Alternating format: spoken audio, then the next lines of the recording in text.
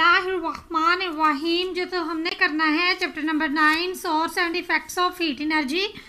वैसे तो आज हमने इसका क्वेश्चन नंबर 5 करना है, तो बाकी फिर भी मैंने पीछे से आपको एक दफ़ा ये रिव्यू दे दिया है, आप देख लें। अगर आपने इन क्वेश्चंस को समझना है तो आप इससे पिछली वीडियो को जाके देख सकते हैं। अब हम स्टार्ट करेंगे क्वेश्चन नंबर 6 चैप्टर नंबर 9 का।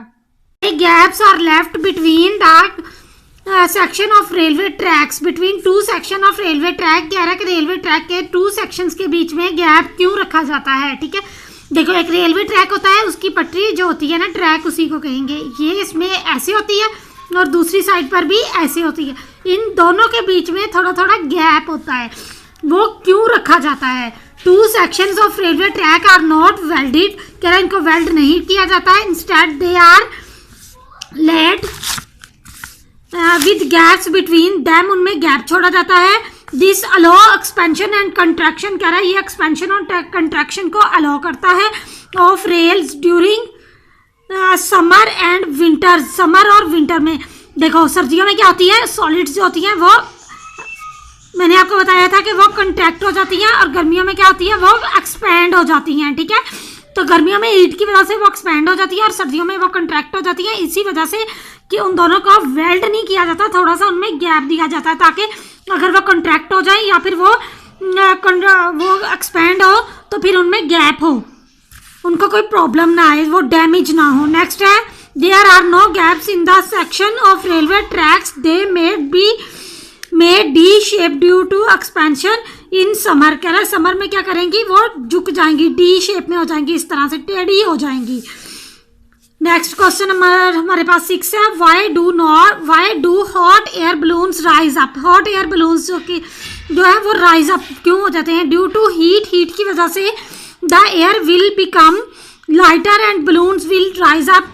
ये जो गैस वाले बलून्स होते हैं, ठीक है, ये क्या करते हैं, ये हीट की वजह से इनका वॉल्यूम जो होता है वो कम हो जाता है और ये क्या करते हैं, हवा में उड़ जाते हैं। Why do gases expand faster than liquid and solids. Liquid and solids की बजाय जो गैसेज होती हैं वो ज़्यादा एक्सपैंड होती हैं। इसकी रीज़न क्या है, because in the gases the distance between molecule is greater than liquid and gases. ठीक है, लिक्विड एंड सॉलिड्स की बजाय, ठीक है, गैसेस में क्या होता है, जो डिस्टेंस होता है वो ग्रेटर होता है। सो गैसेस एक्सपैंड ग्रेटर, तो गैसेस जो होती हैं वो ज़्यादा एक्सपैंड करती हैं। नेक्स्ट है, when a vessel containing a liquid is heated the level of liquid initially falls and rise up. Why does it happens. कह रहा जब हम वेसल को कोई लिक्विड को हीटअप करते हैं तो उसका लेवल जो है वो गिरना शुरू हो जाता है या फिर बढ़ जाता है। इसकी रीज़न क्या है, when we take heat the vessel.